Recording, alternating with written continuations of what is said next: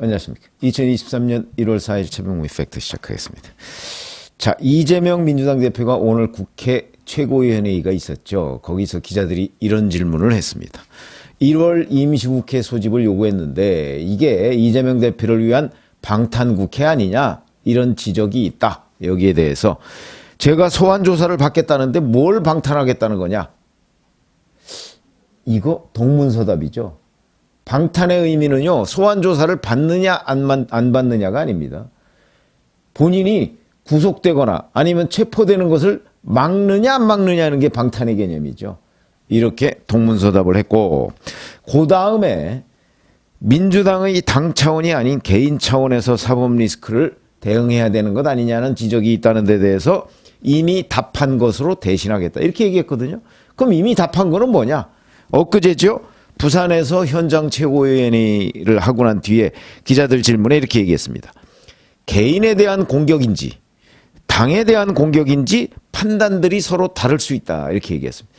이것도 전형적인 물타기입니다. 지금 이재명 대표에 대한 사법 리스크가 민주당에 대한 공격인가요? 그거 뭐 잘 아실 겁니다. 그리고 우선 이건 수사고 공격이 아닙니다. 수사죠. 범죄 혐의에 대한 진실을 규명하는 겁니다. 이거는 이재명 대표의 과거 행위에 대한 것이지, 민주당에 뭐 예를 들어서 당직을 맡고 있었다든가 아니면 민주당 당원으로서 활동한 데 있어서의 범죄 행위와는 관련이 없는 겁니다. 바로 그런 것 때문에 민주당 당 차원의 그 대응과 이재명 대표 개인 이재명의 대응이 달라야 한다. 민주당과 이재명을 분리해야 된다. 이런 지적을 받고 있는 겁니다. 거기에 대해서 이재명 대표는 자꾸 민주당과 이재명을 묶으려고 하는 것이고, 그 다음에 당에 진짜 민주당을 생각하는 사람들은 이걸 분리하려고 하는 겁니다. 지금 이 원심력과 구심력이 충돌하고 있는 순간이다. 그런데 자, 이미 알려진 거는 문희상 전 국회의장, 뭐 당의 원로입니다. 신년 인사회에서 교토 3구를 얘기했죠. 이거는요, 거의 이재명 대표에 대한 직격탄입니다. 그렇게 그 언론 매체들이 보도를 안 해서 그렇지, 이재명 대표 문제를 지적하면서 플랜 B, 플랜 C, 그러니까 영리한 토끼는 자기 안전을 위해서 굴을 3개를 만들어 놓는다, 이런 뜻 아닙니까? 그 굴 중에 하나가 이재명입니다. 그러면 문희상 전 의장이 얘기한 건 제2, 제3의 굴을 만들어야 된다. 제2, 제3의 이재명을 만들어야 된다는 거죠. 그 얘기는 곧 따지고 보면 이재명과 민주당은 다르다. 민주당의 영속성을 위해서 이재명이 낙마할 경우에 대비해야 된다는 얘기입니다. 그 얘기를 이렇게 한 거죠. 근데 이게 뭐 그냥 별거 아니다? 직격탄입니다. 뿐만 아니고 서른 의원은 뭐 이낙연 계이긴 하지만 대표직을 내려놔야 한다, 이렇게 지적을 한 적이 있고, 자, 오늘 보면 이런 비슷한 얘기가 또 나왔습니다. 유인태 전 국회 사무총장, 원로죠. KBS 라디오에 나와서 이재명 대표 체제로 총선을 치를 수가 있겠느냐, 여기에 대해서 뭐 검찰 수사가 어떻게 진행되는지를 봐야죠. 다들 지금 보고 있는 거죠. 이게 당내 분위기입니다. 다들 지금 보고 있다. 측근들 비리가 확인된다고 치더라도, 비록 이재명 대표는 결백하더라도 도의적 책임은 져야 되는 것 아니냐. 그래서 대표직을 과연 유지할 수가 있을까? 측근들이 그렇게 했다고 치면, 그러니까 측근들의 비리가 사실로 확인되면 이라고 하는 건데, 사실 김용, 정진상 등의 비리는 이 사람들이 얘기하는 사실로 확인된다는 것도 이재명 대표의 인식과 유인태 전 국회 사무총장의 인식이 다를 겁니다. 지금 다 법원이 인정하는 구속영장에 의해서 구속 기소가 돼서 재판을 앞두고 있죠. 정진상, 김용. 이재명 대표는 조작이라고 하고 있고요. 그러나 이게 조작이거나 소설이면 법원에서 판사가 구속영장을 발부했겠습니까? 그리고 지금 현재 유동규, 남욱 뭐 이런 사람들 다 돈 줬다고 인정하고 정황 증거가 나오고 있습니다. 그러면 창작이고 소설이면 이 정황 증거하고 완전히 다른 팩트들이 나와야 되는 거죠. 그렇기 때문에 유인태 전 국회 사무총장 이제 물론 팩트 확인 검찰 수사를 얘기했지만 다들 지금 그 검찰 수사가 어디까지, 그다음에 만약에 이재명 대표가 관련이 없더라도 도의적 책임은 져야 한다까지 지금 유인태 전 국회 사무총장이 얘기를 하고 있는 거고요. 또 당내에 뭐 쓴소리 전문가인 이상민 의원도 오늘 BBS 라디오에 나와서 이렇게 얘기했습니다. 아니 이재명 대표 사법 리스크가 어느 날 갑자기 생긴 일이 아니다. 이미 예견됐던 일이다. 그렇다고 그것만 가지고 물러나라고 하기도 현재로서는 너무 섣부른 것 아니냐 이렇게 얘기했습니다. 그러니까 이상민 의원도 유인태 전 국회 사무총장 얘기하고 비슷한 얘기를 하고 있는 겁니다. 현재 그러니까 오늘 2023년 1월 4일 현재로서는 이재명 대표 보고 대표 물러나라 하기에는 조금 성급하다. 그러나 검찰 수사가 진전이 되고 지금 뭐 말을 안 해서 그렇지 검찰 수사의 팩트가 어디까지 나올 것인가 이거는 뭐 대략 짐작이 되는 거 아닙니까? 이상민 의원도 변호사고 또 정치를 오랫동안 해본 사람은 이런 류의 그 어떤 시행 사업에서 어떤 비리가 있을 것이다. 어디에 얼마나 돈이 어떻게 들어갔을 것이다 하는 거 대략 짐작이 됩니다. 그렇기 때문에 이 비리의 전모에 대해서 유인태 전 사무총장이든 문희상 전 국회의장이든 서른 의원이든 이상민 의원이든 정치판에 오래 있었기 때문에 이 사람들은 대략 압니다. 이게. 그리고 이재명 대표가 빠져나가기 어려울 것이고 최소한도 김용 전 정진상은 못 빠져나갈 것이다 정도까지는 분명하게 안다는 거죠. 그렇기 때문에 지금 분리대응 얘기를 계속 하고 있는 겁니다. 여기에다가 비록 익명이긴 하지만 동아일보 보면 어제 그저께죠. 친명의 핵심과 전화 통화를 했다고 합니다. 바로 이 문제를 물어본 겁니다. 친명, 비명이나 뭐 예를 들어서 뭐 반명이나 이런 사람들이 아니고 반명한테는 물어볼 것도 없죠. 그다음에 비명한테도 대부분 공감대를 가지고 있습니다. 비명계. 근데 이거는 친명입니다. 친명 핵심. 뭐 그래서 자 친명 핵심이 과연 누구냐? 뭐 이걸 가지고 설왕설래도 있던데 뭐 이걸 맞추기는 현실적으로 어려운 거고요. 그러나 그 이재명 캠프의 선대위에서도 핵심적인 지위를 가지고 있던 사람이다. 이렇게 표현이 돼 있습니다. 그 사람이 이렇게 얘기를 한 걸로 돼 있습니다. 이재명 대표가 당은 당이고 사법 리스크는 내 문제라고 당당히 말했어야 했다. 그러니까 민주당 문제와 이재명 사법 리스크 문제를 분리해야 된다고 얘기를 해야 된다. 이재명이. 이 얘기를 친명계 핵심이 했다는 거죠. 자, 그렇게 따지면 민주당 소속은 현재 169명입니다. 이 중에서 지금 얘기하는 이런 얘기들을 하는 사람들은 여기 자기 이름을 걸고 얘기하는 사람들은 서른, 이상민, 현역 의원으로는 그다음에 뭐 조홍천 의원 정도, 그다음에 친문계라는 김종민 의원 정도 한 4-5명 정도 되고요. 원로급에서는 이 사람들은 근데 현역 의원은 아닙니다. 문희상 전 국회의장, 유인태 전 국회 사무총장 정도고 이해찬 전 대표 같은 사람, 송영길 전 대표 침묵하고 있습니다. 이 사람들은 아마도 이재명을 지원하고 있는 것으로 보입니다. 자, 그러면 현재로 계산을 해보면 극소수죠.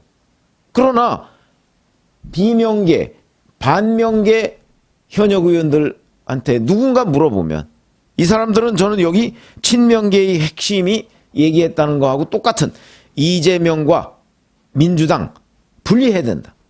왜냐하면 이 사람들은 이재명이 망하더라도 민주당은 영속해야 되기 때문에 민주당에 대한 사랑이 깊은 거죠.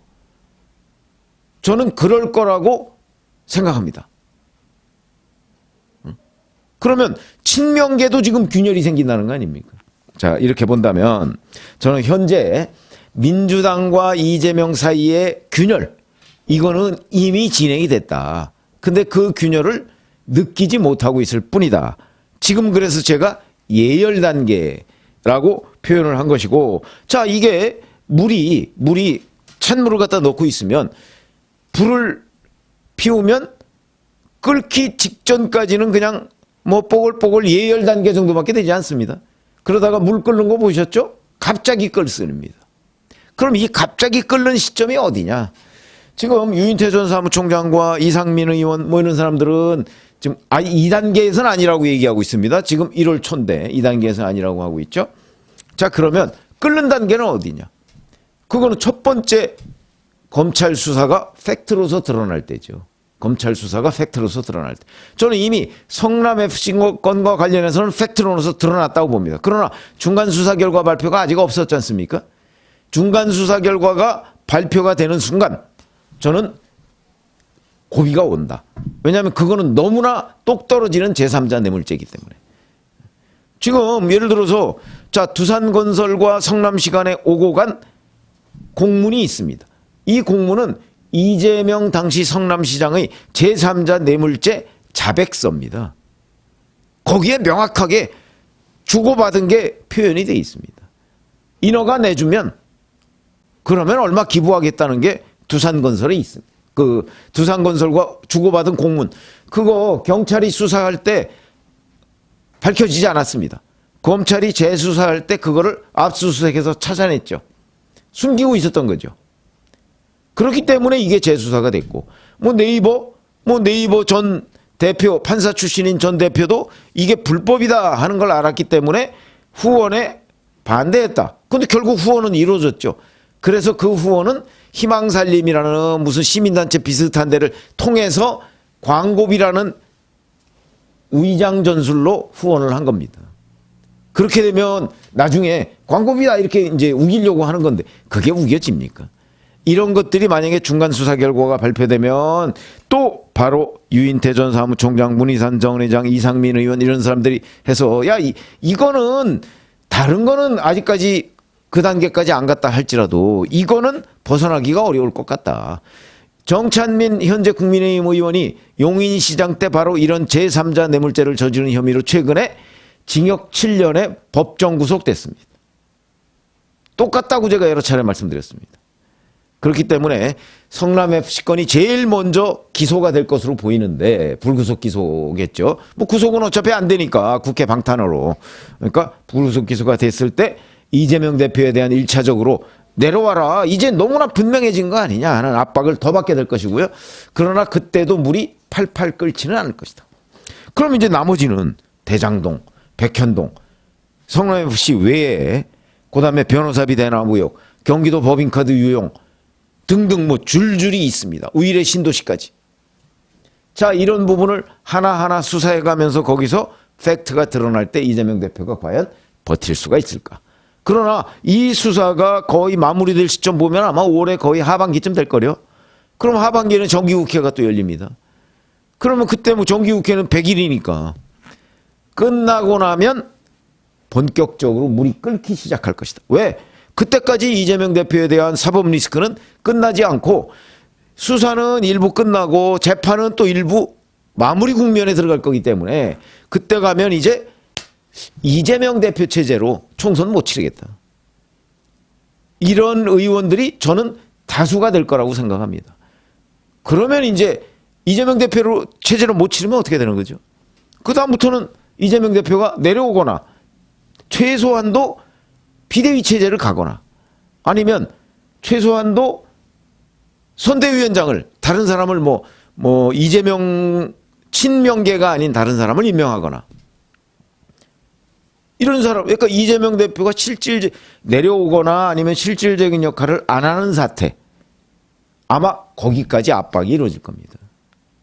근데 지금은 그 예열 단계인데 지금도 벌써 뭐 거의 뭐 한 11개월 정도 앞두고 사실은 지금 민주당과 이재명 간에 이재명 대표가 민주당과 이재명을 꼭꼭 묶어놨는데 그게 풀리기 시작하고 있다.